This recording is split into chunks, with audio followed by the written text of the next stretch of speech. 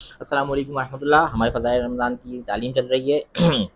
حدیث کا مفہوم ہے۔ کعب رضی اللہ تعالیٰ بن عجرہ کہتے ہیں کہ ایک مرتبہ نبی کریم صلی اللہ علیہ وسلم نے ارشاد فرمایا کہ ممبر کے قریب ہو جاؤ۔ ہم لوگ حاضر ہو گئے۔ جب حضور صلی اللہ علیہ وسلم نے ممبر کے پہلے درجے پر قدم مبارک رکھا تو فرمایا آمین، جب دوسرے پر قدم رکھا تو پھر فرمایا آمین، جب تیسرے پر قدم رکھا تو پھر فرمایا آمین۔ جب آپ صلی اللہ علیہ وسلم خطبے سے فارغ ہو کر نیچے اترے تو ہم نے عرض کیا کہ ہم نے آج آپ سے ممبر پر چڑھتے ہوئے ایسی بات سنی جو پہلے کبھی نہیں سنی تھی۔ آپ صلی اللہ علیہ وسلم نے ارشاد فرمایا کہ اس وقت جبرائیل علیہ السلام میرے سامنے آئے تھے۔ جب پہلے درجے پر میں نے قدم رکھا تو انہوں نے کہا کہ ہلاک ہو وہ شخص جس نے رمضان کا مبارک مہینہ پایا پھر بھی اس کی مغفرت نہ ہوئی۔ میں نے کہا آمین۔ پھر جب میں دوسرے درجے پر چڑھا تو انہوں نے کہا ہلاک ہو وہ شخص جس کے سامنے آپ کا ذکر مبارک ہو اور وہ درود نہ بھیجے۔ میں نے کہا آمین صلی اللہ علیہ وسلم۔ جب میں تیسرے درجے پر چڑھا تو انہوں نے کہا ہلاک ہو وہ شخص جس کے سامنے اس کے والدین یا ان میں سے کوئی ایک بڑھاپے کو پاوے اور وہ اس کو جنت میں داخل نہ کرائے۔ میں نے کہا آمین۔ فائدہ، اس حدیث میں حضرت جبرائیل علیہ السلام نے 3 بد دعائیں دی ہیں اور حضور اکرم صلی اللہ علیہ وسلم نے ان تینوں پر آمین فرمائی۔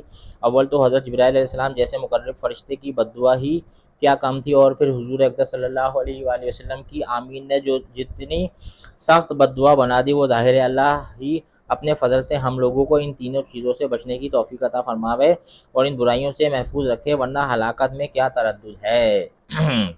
دور منصور کی بعض روایات سے معلوم ہوتا ہے کہ خود حضرت جبرائیل علیہ السلام نے حضور صلی اللہ علیہ وسلم سے کہا کہ آمین کہو تو حضور صلی اللہ علیہ وسلم نے فرمایا آمین، جس سے اور بھی زیادہ اہتمام معلوم ہوتا ہے۔ اول وہ شخص جس پر رمضان المبارک گزر جائے اور اس کی بخشش نہ ہو، یعنی رمضان المبارک جیسا خیر و برکت کا زمانہ بھی غفلت اور معاصی میں گزر جائے کہ رمضان المبارک میں مغفرت اور اللہ جل شانہ کی رحمت بارش کی طرح برستی ہے۔ بس جس شخص پر رمضان المبارک کا مہینہ بھی اسی طرح گزر جائے کہ اس کی بدعمالیوں اور کوتاہیوں کی وجہ سے وہ مغفرت سے محروم رہے تو اس کی مغفرت کے لیے اور کون سا وقت ہوگا اور اس کی ہلاکت میں کیا تعامل ہے۔ اور مغفرت کی صورت یہ ہے کہ رمضان المبارک کے جو کام ہیں یعنی روزہ، تراویح، ان کو نہایت اہتمام سے ادا کرنے کے بعد ہر وقت کثرت کے ساتھ اپنے گناہوں سے توبہ و استغفار کرے۔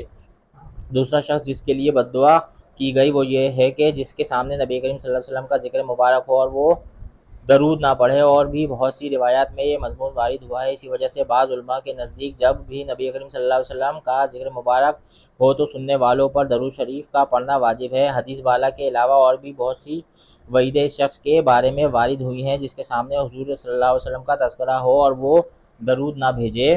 بعض حدیث میں اس کو شقی اور بخیل تر لوگوں میں شمار کیا گیا ہے، نیز دفع کار اور جنت کا راستہ بھولنے والا، حتیٰ کہ جہنم میں داخل ہونے والا اور بددین تک فرمایا ہے۔ تو جب بھی نبی پاک صلی اللہ علیہ وسلم کا نام سنیں چھوٹا درود کیا صلی اللہ علیہ وسلم ضرور پڑھ لیا کریں۔ یہ بھی وارد ہوا ہے کہ نبی کریم صلی اللہ علیہ وسلم کا چہرہ مبارک نہ دیکھے گا۔ محققین علماء نے ایسی روایات کی تعویل فرمائی ہو، مگر اس سے کون انکار کر سکتا ہے کہ درود شریف نہ پڑھنے والے کے لیے آپ صلی اللہ علیہ وسلم کے ظاہر ارشادات اس قدر سخت ہیں کہ ان کا تحمل دشوار ہے، اور کیوں نہ ہو کہ آپ صلی اللہ علیہ وآلہ وسلم کے احسانات امت پر اس سے کہیں زیادہ ہیں کہ تحریر و تقریر ان کا احصاء کر سکے۔ اس کے علاوہ آپ صلی اللہ علیہ وسلم کے حقوق امت پر اس قدر زیادہ ہیں کہ ان کو دیکھتے ہوئے درود شریف نہ پڑھنے والوں کے حق میں ہر وعید اور تنبیہ بجا اور موضوع معلوم ہوتی ہے۔ خود درود شریف کے فضائل اس قدر ہیں کہ ان سے محرومی مستقل بدنصیبی ہے۔ اس سے بڑھ کر کیا فضیلت ہوگی کہ جو شخص نبی کریم صلی اللہ علیہ وآلہ وسلم پر 1 مرتبہ درود بھیجے، حق تعالیٰ جل شانہ اس پر 10 مرتبہ رحمت بھیجتے ہیں، نیز ملائکہ کا اس کے لیے دعا کرنا، گناہوں کا معاف کرنا اور درجات کا بلند ہونا، احد پہاڑ کے برابر ثواب کا ملنا، شفاعت کا اس کے لیے واجب ہونا وغیرہ وغیرہ امور مزید برآں، نیز اللہ جل جلالہ کی رضا، اس کی رحمت، اس کے غصے سے امان، قیامت کے ہول سے نجات، مرنے سے قبل جنت میں اپنے ٹھکانے کا دیکھ لینا وغیرہ بہت سے وعدے درود شریف کی خاص مقداروں پر مقرر فرمائے گئے ہیں۔ ان سب کے علاوہ درود شریف سے تنگی معیشت اور فقر دور ہوتا ہے۔ درود شریف سے تنگی معیشت اور فقر دور ہوتا ہے، اللہ اور اس کے رسول کے دربار میں تقرب نصیب ہوتا ہے، دشمنوں پر مدد نصیب ہوتی ہے، اور قلب کی نفاق اور زنگ سے صفائی ہوتی ہے۔ قلب یعنی دل صاف ہوتا ہے، دل کا زنگ صاف ہوتا ہے، لوگوں کو اس سے محبت ہوتی ہے، اور بہت سی بشارتیں ہیں جو درود شریف کی کثرت پر احادیث میں وارد ہوئی ہیں۔ فقہا نے اس کی تصریح کی ہے کہ ایک مرتبہ عمر بھر میں درود شریف کا پڑھنا عملاً فرض ہے، اور اس پر علماء مذہب کا اتفاق ہے۔ البتہ اس میں اختلاف ہے کہ جب نبی کریم صلی اللہ علیہ وسلم کا ذکر مبارک ہو ہر مرتبہ درود شریف کا پڑھنا واجب ہے یا نہیں۔ بعض علماء کے نزدیک ہر مرتبہ درود شریف کا پڑھنا واجب ہے، اور دوسرے بعض کے نزدیک مستحب۔ تیسرے وہ شخص جس کے بوڑھے والدین میں سے دونوں یا ایک موجود ہوں اور وہ ان کی اس قدر خدمت نہ کرے کہ جس کی وجہ سے جنت کا مستحق ہو جائے۔ والدین کے حقوق کی بھی بہت سی احادیث میں تاکید آئی ہے۔ علماء نے ان کے حقوق میں لکھا ہے کہ مباح امور میں ان کی اطاعت ضروری ہے، نیز یہ بھی لکھا ہے کہ ان کی بے ادبی نہ کرے، تکبر سے پیش نہ آئے، اگرچہ وہ مشرک ہو، اپنی آواز کو ان کی آواز سے اونچی نہ کرے۔ آج بچے ماں کے آگے باپ کے آگے اونچی آواز سے بول رہے ہیں، یہاں کیا لکھا ہے؟ ماں باپ کی آواز سے ہماری آواز اونچی نہ ہو، ان کا نام لے کر نہ پکاریں، یعنی والدین کا نام لے کر نہ پکاریں، کسی کام میں والدین سے پیش قدمی نہ کریں، امر بالمعروف اور نہی عن المنکر میں نرمی کریں، اگر قبول نہ کریں تو سلوک کرتا رہے اور ہدایت کی دعا کرتا رہے، غرض ہر بات میں ان کا بہت احترام ملحوظ رکھے۔ ایک روایت میں آیا ہے کہ جنت کے دروازوں میں سے بہترین دروازہ باپ ہے، تیرا جی چاہے اس کی حفاظت کر یا اس کو ضائع کر دے۔ ایک صحابی رضی اللہ تعالیٰ عنہ مجمعین رضی اللہ تعالیٰ عنہ نے حضور صلی اللہ علیہ وسلم سے دریافت کیا کہ والدین کا کیا حق ہے؟ آپ صلی اللہ علیہ وآلہ وسلم نے فرمایا کہ وہ تیری جنت ہیں یا جہنم، یعنی ان کی رضا جنت ہے اور ناراضگی جہنم۔ سن لیں بھائی سارے نوجوان خاص طور پہ ہیں، کیا فرما رہے ہیں کہ آپ صلی اللہ علیہ وسلم نے فرمایا کہ صحابی کو کیا کہا کہ یا تو وہ تیری جنت ہے یا جہنم، یعنی ان کی رضا جنت ہے اور ناراضگی جہنم ہے۔ ایک حدیث میں آیا ہے کہ متی بیٹے کی محبت اور شفقت سے ایک نگاہ والدین کی طرف ایک مقبول حج کا ثواب رکھتی ہے۔ یعنی اپنے ماں باپ کو محبت کی نگاہ سے دیکھیں، ایک مقبول حج کا ثواب ملتا ہے۔ ایک حدیث میں ارشاد ہے کہ شرک کے سوا تمام گناہوں کو جس قدر دل چاہے اللہ معاف فرما دیتے ہیں، مگر والدین کی نافرمانی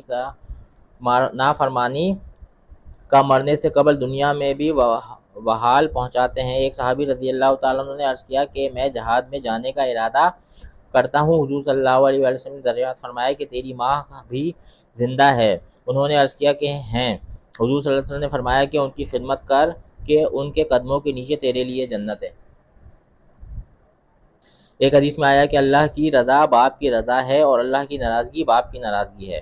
اور بھی بہت سی روایات میں اس کا اہتمام اور فضل وارد ہوا ہے۔ جو لوگ کسی غفلت سے اس میں کوتاہی کر چکے ہیں اور اب ان کے والدین موجود نہیں، شریعت مطہرہ میں اس کی تلافی بھی موجود ہے، یعنی جن کے والدین زندہ تھے انہوں نے والدین کی خدمت نہیں کی، ان کی تلافی بھی موجود ہے۔ ایک حدیث میں ارشاد ہے کہ جس کے والدین اس حالت میں مر گئے ہوں کہ وہ ان کی نافرمانی کرتا ہو تو ان کے لیے کثرت سے دعا اور استغفار کرنے سے متعی شمار ہو جاتا ہے۔ ایک اور حدیث میں وارد ہے کہ بہترین بھلائی باپ کے بعد اس کے ملنے والوں سے حسن سلوک ہیں۔ یعنی میری اماں جان نہیں ہیں تو اپنی خالوں کی خوب خدمت کروں اور اپنی والدہ کے لیے دعا استغفار اور ان کے لیے پڑھ پڑھ کے بخشوں، اور والد صاحب زندہ تھے میں نے خدمت نہیں کی تو والد صاحب کے جو ملنے والے ہیں، میرے چچا تایا، والد کے جو دوست ہیں، ان کی خوب جو ہے وہ میں خدمت کروں۔ اللہ پاک ان تمام حدیث کا یقین نصیب فرمائے، ان پہ عمل کرنے والا بنائے اور دوسروں تک پہنچانے والا بنائے۔ رمضان کا مہینہ چل رہا ہے میرے دوستوں، خوب جو ہے وہ برکتیں سمیٹیں، رحمتیں سمیٹیں، اور جو ہے نا خوب اللہ سے کی عبادت ہو، تھکن نہ ہو میرے دوستوں۔ تھکن کی طرف جو ہے وہ رجحان نفس لے کے جائے گا، لیکن خوب جو ہے وہ قرآن پاک کی تلاوت کرنی ہے، اللہ سے مانگنا ہے، دعاؤں کا اہتمام کرنا ہے، کلمہ طیبہ پڑھنا ہے، استغفار کرنا ہے، جنت کی دعائیں مانگنی ہے، دوزخ سے پناہ مانگنی ہے۔ ملتے ہیں آپ سے اگلی ویڈیو میں فضائل رمضان کی تعلیم میں۔ السلام علیکم ورحمۃ اللہ۔